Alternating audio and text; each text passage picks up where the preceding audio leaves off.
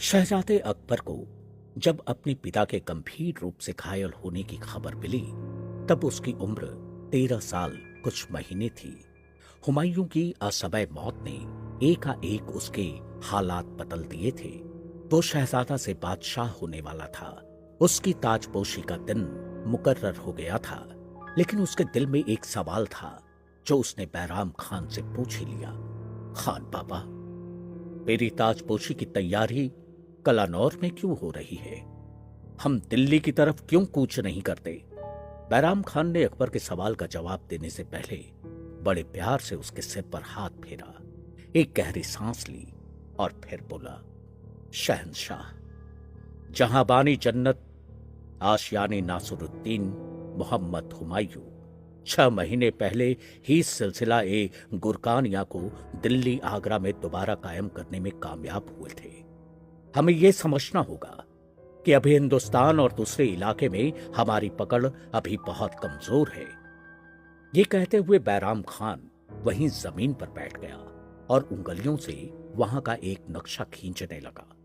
नक्शा पूरा होने के बाद वो अकबर से बोला, शहजादे, देखिए, मगरीब में काबुल और कांधार है, जहां आपके भाई शहजादा मोहम्मद हाकिम अपने अतालिक मुनीम खान की देखरेख में गवर्नर है।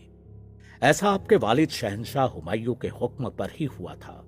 लेकिन मैं अगर साफ साफ कहूं तो मुझे मुनीम खान पसंद नहीं है, और आज नहीं तो कल वो और शहजादा मोहम्मद हाकिम आजाद होने की कोशिश जरूर करेंगे। लेकिन फिलहाल तो काबुल महफूज है, हालांकि हिंदुस्तान महफूज नहीं है।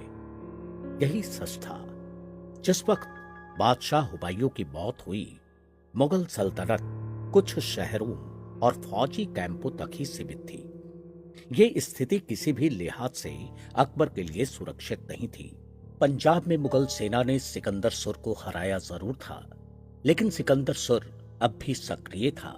बिहार और आज के पूर्वी उत्तर प्रदेश में सुल्तान आदिल शाह था, जो बनारस के पास चुनार में काबिज था। बंगाल में मोहम्मद खान सुर था, और हुमायूं की मौत की खबर लगने के साथ ही वो और जलाल शाह सुर 50,000 की फौज के साथ जौनपुर से दिल्ली पर हमले के लिए तैयार थे। इन्हीं खतरों और चुनौतियों के बीच भारतवर्ष के महानतम शासक जलालुद्दीन मोहम्मद अकबर की ताजपोशी हुई। तारीख थी 14 फरवरी 1556। समय दिन के 12 बजे। बैराम खान के हुमायूं की शाही तलवार अकबर को सौंपते ही बादशाह अकबर सलामत रहें के नारों से आसमान गूंज उठा। उत्साहित अकबर ने भी तलवार म्यान से निकाली, उसे चूमा और आसमान की तरफ उठा दी। बादशाह अकबर जिंदाबाद के नारों के बीच अकबर ने एक इशारा किया। एक दरबारी सजे हुए थाल में एक चमकीला शॉल लेकर उसके पास आया।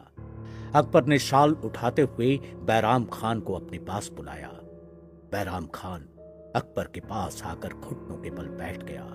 अकबर ने वो शॉल अपने कंधे से लगाया और अगले पल ही उसे बैराम खान के कंधों पर रख दिया। बैराम खान के कंधे पर अकबर द्वारा शॉल रखना नए पहला फरमान था, जिसमें अकबर ने बैराम खान को सल्तनत का वकील मुतल्लक यानी राज्य के सभी राजनीतिक और आर्थिक मामलों का जिम्मेदार अधिकारी नियुक्त किया। साथ ही उन्हें खान खाना और सिपह सालार यानी सेनापति भी बना दिया। बैराम खान को सल्तनत का वकील और सिपह सालार बनाने का फैसला बहुत बड़ा था।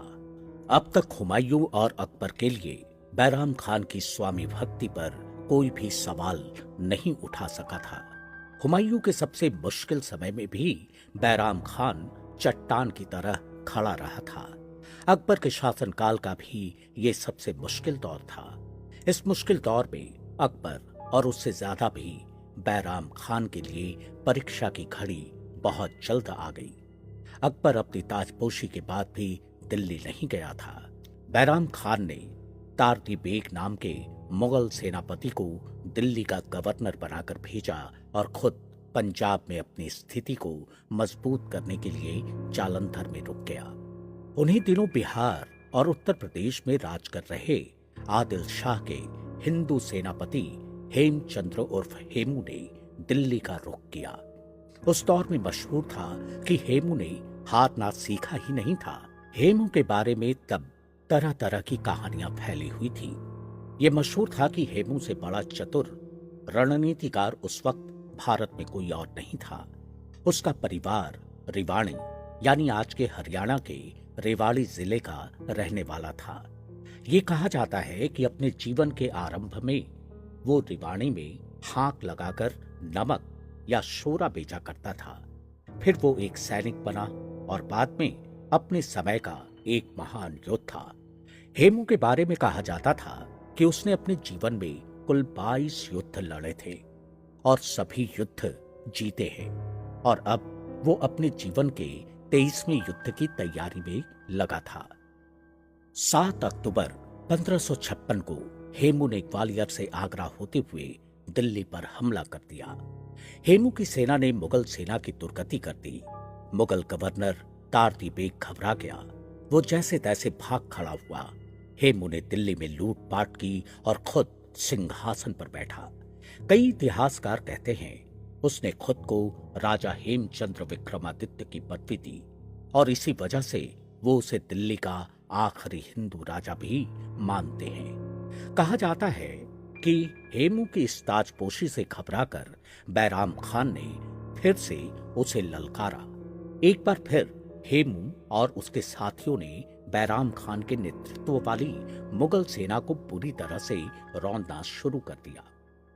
पानीपत की दूसरी लड़ाई में अकबर और बैराम खान की फौज हार के कगार पर थी।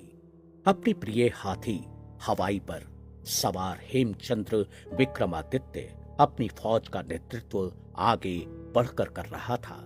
हालात को देखते हुए बैराम खान ने लड़ाई के मैदान से पीछे हटने की तैयारी शुरू कर दी। तभी एक चमत्कार ने मुगलों के भाग्य को बदल दिया।